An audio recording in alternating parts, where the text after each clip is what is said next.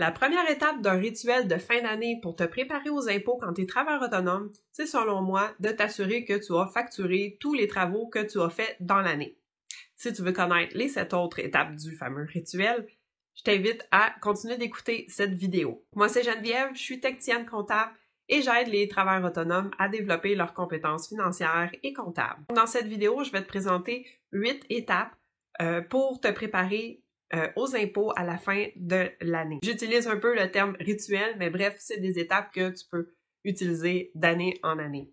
Donc, comme je t'ai expliqué au début, la première étape, c'est de t'assurer que tu as facturé tous les travaux que tu as faits dans l'année. Donc, pourquoi c'est important? C'est qu'on doit constater les revenus dans l'année qu'on les a faits. Normalement, on fonctionne sous le régime de la comptabilité d'exercice. Donc, c'est-à-dire que si dans l'année 2019 ou l'année 2020, tu as fait des travaux, tu dois les facturer dans cette année-là, même si tu n'as pas encore été payé. Donc, ça, c'est le principe de la comptabilité d'exercice. Si tu as exécuté des tâches en 2020 ou l'année précédente, tu dois t'assurer que tout est facturé dans cette année-là.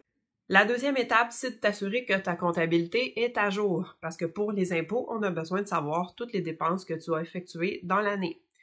Donc, assure-toi que toutes tes factures reçues ont été rassemblées, que ça a été comptabilisé dans ton logiciel de tenue de livre.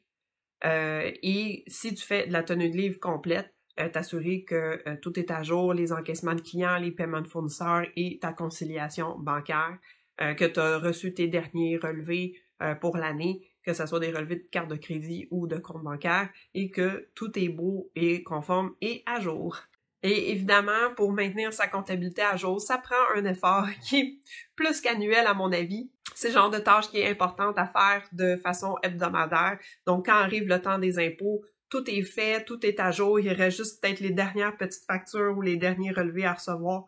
Donc, c'est beaucoup plus facile et on arrive près au temps des impôts avec une comptabilité qui est déjà à jour et non pas une montagne de factures à compiler et à passer une fin de semaine complète là-dessus.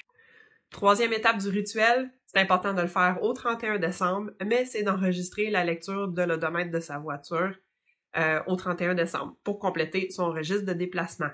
Si tu utilises ta voiture personnelle pour des déplacements d'affaires, tu te dois de tenir un registre de déplacements. On doit savoir le kilométrage que tu as fait au total dans ton année. Donc, c'est pour cette raison qu'il faut prendre sa lecture de l'odomètre au 31 décembre, qui sert également de point de départ pour la nouvelle année. De prendre cette lecture-là va te permettre de calculer le pourcentage des dépenses que tu vas pouvoir déduire liées à l'utilisation de ta voiture personnelle pour affaires. La quatrième étape du rituel de préparation de fin d'année pour les impôts de travailleurs autonomes, c'est de récupérer toutes ces relevés annuels ou ces factures annuelles pour des dépenses liées à l'utilisation du bureau à domicile ou à l'utilisation de la voiture personnelle. Je pense notamment au relevé hypothécaire qui est émis annuellement, les contrats d'assurance qu'on reçoit seulement une fois par année, les plaques, l'immatriculation, le permis. Donc, c'est tous des documents qui sont payés juste une fois dans l'année. Donc, c'est important de les rassembler pour les remettre au comptable. Cinquième étape, c'est de rassembler toutes ces factures pour des biens durables qu'on a achetés pendant l'année. Donc, ce que j'entends par un bien durable, ça peut être par exemple du mobilier de bureau, un cellulaire, un ordinateur, disons du matériel assez dispendieux. Donc, des biens qui vont nous servir pour plus qu'un an. Donc ça, ces biens-là, ça peut pas rentrer directement dans les dépenses. Ce sont des biens qui vont être amortis sur plusieurs années parce que normalement, on peut s'en servir et en tirer un revenu sur plusieurs années. Donc, c'est important de rassembler ces factures-là. On les met pas nécessairement dans les comptes de dépenses, mais on va les inscrire dans les comptes d'actifs et c'est important d'avoir ces factures-là sous la main pour les remettre au comptable qui va préparer notre déclaration de revenus. Sixième étape, normalement, à partir de février, on commence à recevoir toutes sortes de feuillets et de relevés qui commencent par la lettre T ou qui s'appellent relevés A, B, C, D, 1 ou 2, 3. Donc, c'est important de les rassembler dans une enveloppe au fur et à mesure qu'on les reçoit par la poste ou si on les reçoit de façon numérique par PDF ou courriel. Donc, s'assurer de les mettre tous dans un même endroit. Ces feuillets-là vont être mis au comptable.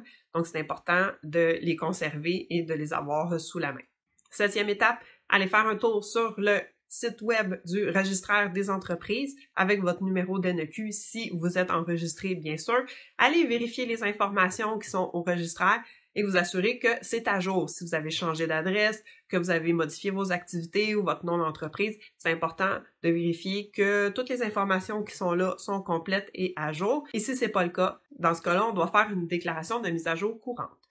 8e et dernière étape pour se préparer aux impôts quand on est travailleur autonome, c'est d'aller chercher ses avis de cotisation. Donc, c'est des documents qu'on reçoit une fois par année quand on a fait nos impôts l'année précédente, mais c'est très important pour le comptable de les avoir pour produire les impôts de cette année. Donc, allez vérifier sur mon dossier, sur le site de Revenu Québec ou de l'Agence de Revenus du Canada. Allez télécharger les avis de cotisation si vous ne les avez pas reçus par la poste.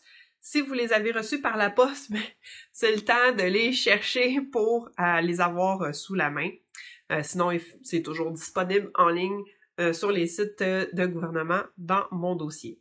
En résumé, ton rituel de fin d'année pour te préparer aux impôts quand tu es travailleur autonome devrait comporter ces 8 étapes. T'assurer que tous les travaux que tu as fait dans l'année ont été facturés. Deuxième étape, t'assurer que ta comptabilité est à jour. Troisième étape, au 31 décembre, enregistre la lecture de l'odomètre de ta voiture. Quatrième étape, récupère toutes tes factures, contrats pour les dépenses annuelles liées à l'utilisation de ton bureau à domicile ou de l'utilisation de ta voiture personnelle selon ce qui s'applique à ta situation. Cinquième étape, rassembler tes factures pour les gros achats, les biens durables.